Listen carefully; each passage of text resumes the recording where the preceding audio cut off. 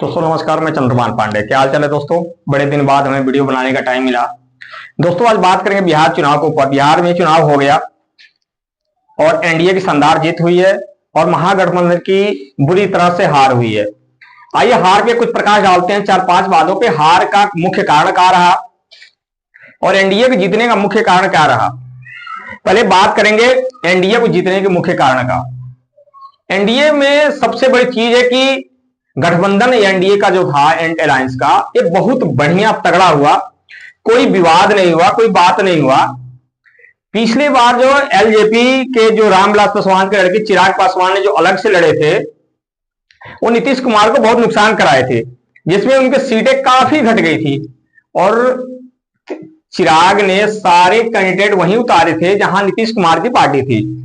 इस बार बहुत अच्छी तरह से सारी पार्टियों ने मिलकर लड़ा चुनाव और उसके रिजल्ट भी शानदार देखते रहे। और सारे लोगों ने एक मुश्त होकर बोला कि इस बार नीतीश कुमार ही हमारे मुख्यमंत्री बनेंगे। और महागठबंधन की तरफ देखा, सबसे बड़ी तो इनमें कंफ्यूजन था कि मुख्यमंत्री का पद दिया जाए न दिया जाए, किसको दिया जाए, किसको उप मुख्यमंत्री बनाया जाए, किसको मुख्यमंत्री बनाया जाए। ये सबसे बड़ा कंफ्यूजन रहा। राहुल गांधी को वेट करते रहे, राहुल गांधी विदेश चले गए, जिससे इनकी गठबंधन की सीटों की बंटवारा में लेट होने लगा और जगह जगह पे एक ही कैंडिडेट एक ही साथ लड़ने लगे। कांग्रेस के वहीं से लड़ने लगे, आरजेडी उतार दिए। और दूसरी बात करें वीआईपी को, वीआईपी जो कह रहे थे उप मुख्यमंत्री का ही पद चाहिए, जिनका खाता भी नहीं खुला।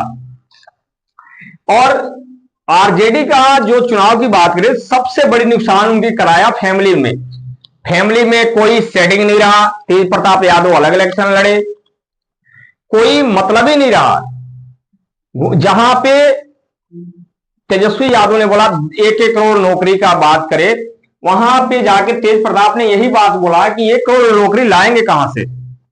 यहां वोट में कमी आई और कंफ्यूजन हो गया लोगों को, ये पैसे कहां से आएंगे, वोट कहां दिया जाए ना दिया, इसमें यह कारण रहा। दूसरी चीज एमआईएम ओवैसी के साथ अगर आरजेडी अगर तालमेल अच्छा बनाती, जहां पे 60 सीटों पे कांग्रेस लड़के मात्र 5 सीटें लाई है और ओवैसी का भी 5 सीट आई है, तो हार की बात करा जाए तो मुख्य कारण ये भी रहेगा। मुसलमान वोटों का बिखराव हो गया। अगर आरजेडी को लगता है कि मुसलमान वोट चाहिए तो उसको एमआईएम के साथ जाना चाहिए था, लेकिन ऐसा संभव नहीं हुआ।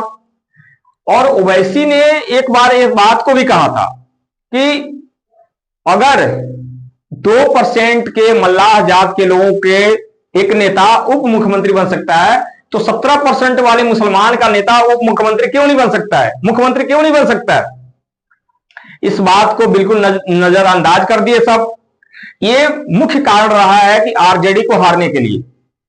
और आरजेडी में पता नहीं उनको क्या हो गया है कि एक भाई को नहीं बना पाए।